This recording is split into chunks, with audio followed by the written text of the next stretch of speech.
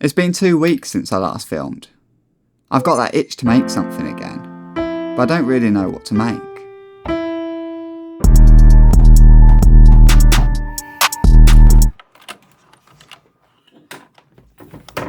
So I went back to the real question. Why am I even documenting my life? It started because I'm a videographer and creative, so it just made sense to make videos about my own life in between client projects.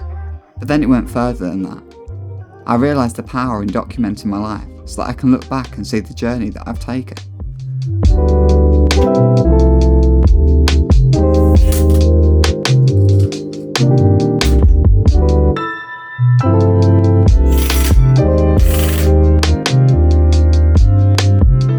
I might not have a clear view as to where I'm going, but looking back I can connect all the different experiences.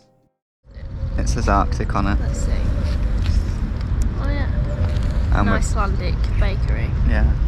In Prague, with nowhere to sit, so hence why we sat on a bench outside. Some of which felt like random events, or diversions in the moment, and see how they fit together. I even love to have been able to capture the moments that haven't had a major impact on my current life. Those moments that are just mundane, daily events that are usually completely forgotten about. But now, because I recorded them in the moment, I can look back and remember that specific moment that would not have meant anything to me otherwise, and would have just been essentially lost forever. These videos also give me an opportunity to practice my craft, try new techniques, or even gear, to improve my skills, which can directly lead back to my business. And that's why I'm documenting just another day in my mundane life. There isn't anything exceptional happening, but that's the point. Those are moments that tend to stick with us anyway. It's the moments like playing paddle this morning that will fade from my memory over time without a chance to look back and be reminded. I didn't film it because I hadn't got to this point of planning my video. But now, having really thought about why I'm documenting my life, I wish I had. In the last business video, I was rebuilding my website to reflect my pivot to my new offer and market of producing guest lifestyle content for Airbnb owners. It is now in a place where I'm happy to leave it until I can update it with more of my portfolio as I complete more jobs. So now, I'm focusing my attention on solving the next problem. And that's how I see business. Basically solving one problem, then looking for the next, solving that, and continuing the cycle forever. So the next problem is to create a VSL, or a video sales letter, to sit at the top of my website, so people who visit know who my offer's for, what my approach is, who I am, and why they should even trust me. And if they think they're a good fit, they can click the link and book in a call with me to discuss it further. But here's the thing, I've never made a VSL before. I don't really know what I'm doing, and that's why I've been putting it off, and finding tasks with lower importance to do to fill my time and feel like I'm busy. But I'm not doing the real needle moving work, which at the moment is sorting out this VSL. So I'm using the same accountability trick I spoke about in the previous video. Imagine if a film crew was following you around. Imagine how differently you would live your life. I say I'm going to be working, so the camera's on now, so I've got to work. Whereas otherwise, maybe I'd be thinking, who cares if I don't do it? It's just like holding yourself accountable. But it helps if a camera's watching you. You have to be doing the thing, because you can't film doing the thing without doing the thing. Okay, I think you probably understand where I'm going with that. But if you want to watch the video in full, I'll link it at the end of this video. Now, we've created my VSL, because I don't really know what I'm doing. I'm going to break down Callum's VSL and use a similar framework to build out mine. And then once I've scripted it, filmed it, edited it, I'll send it off to him, and hopefully he can give me some tips on how to improve it. And when he signs off on it, then I'll get it at the top of this website. I've just gone through everything from the transcript and got basically the key points of what he's saying, because I'm not bothered about the actual things he's saying, because that'll be different for his business to mine. But I kind of want the sections or the topic he's speaking about kind of thing. So I've copied all of that down, and I've now got a list of all the things here. So he started with a shocking fact or a bit of a hook.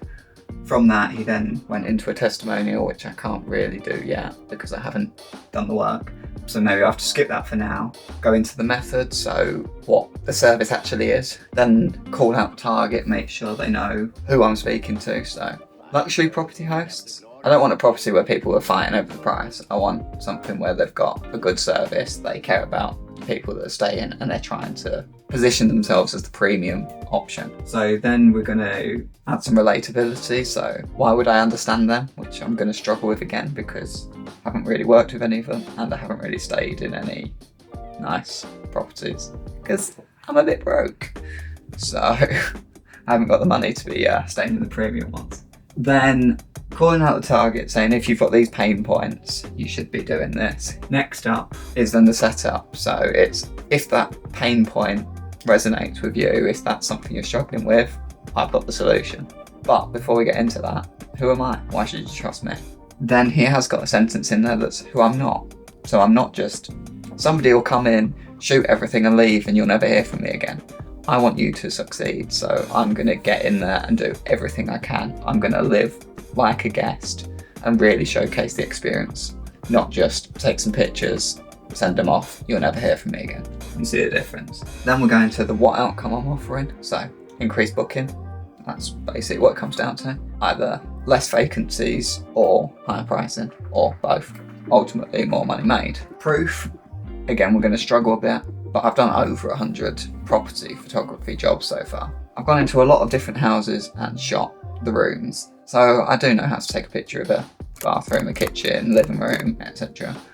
I've also done quite a few videos, so we've got all the different events I've done, so I can capture an experience. And I'm bringing the two together so that we're capturing the experience of living in the property. So I can showcase the property from a property photography standpoint and I can showcase the experience, which I've been doing. So it's just bringing the two together. The gap, so it's why can they not implement that themselves? If you're a host, you probably are not a videographer or a photographer. You probably don't have the gear. You know how to host a good experience, but you don't know how to create the content around that. And that's where I'd come in. A common objection, haven't really had any of them. So I don't know, I might have to just guess at a common objection or leave that blank and we'll add it later. Then my method, which is going to be something along the lines of 2-night stay probably. So move in to the accommodation, live like a guest. Then I can photograph everything and do the lifestyle content of what does a guest's stay actually look like. So the morning coffee or making breakfast while looking out at the view or a cosy night in the hot tub or the fire on, etc. Depending on what the property has to offer and what a typical stay looks like. But you want to get them across the range. So if I've got a couple of mornings, a couple of evenings during the day, I can make the most of the different lighting and showcase the property fully. The method then, after the stay, I'll get everything done, edit the videos so they're ready for social media, create the photos, edit them so they're ready to either go on Airbnb or also on socials. And if they're wanting to, I can then manage all the social media rollout as well. So I'll set up the distribution plan, all the captions, basically just handle everything. So all they have to worry about is bookings. Maybe if there's people asking questions on the posts, I will need their help for that. Or maybe I just direct them towards the website, FAQ section. But yeah, so it's basically visit, shoot, edit, post. I can do the whole thing. They just need to get the bookings. And then he's gone. So the outcome, again, just touch on it even more. An extra, I don't know, 5 nights stayed per month. If you're looking at about £200 a night, that's an extra £1,000 every single month. No brainer. And then he went again with another testimonial. Can't do that yet. And then he transitions a bit into the sell, basically saying, this is what I'm going to do for them. The guarantee that if they don't see an increase in their bookings, then I'll give them a complete refund. I think it's probably the best. And then the next step is, if this sounds like something you'd be interested in doing, head down to the booking page on my website and get booked in and we can have a chat to see if you're a good fit. Something along those lines. So that is the plan. So I just need to actually flesh out what I can do currently, make notes of the ways that I want to improve it in the future once I've got more of a portfolio and testimonials. But for now, I think that's pretty much where we're at. I've basically ripped everything from Callum's and I've got a bit of an idea where I'm going with it. So I'm going to get back to work, fleshing out what I want to say specifically for my offer. Something along the lines of what I've just said to the camera, but in a more cohesive manner, more concise manner. One of those. Yeah. And that's why I film. Not because I always know what I'm doing, but more because I don't. and I don't want to forget what figuring it out felt like. That's why I've called this the Figuring It Out Diaries. And this series can't really ever end, because as long as I'm trying new things, new experiences, I'll always be figuring it out. But that's kind of the point. It reminds me of the Zen Buddhist concept of Shoshin. Hope I haven't mispronounced that too badly. Now, if you want to watch that full video about the accountability trick, I've linked it here. I'll see you over there.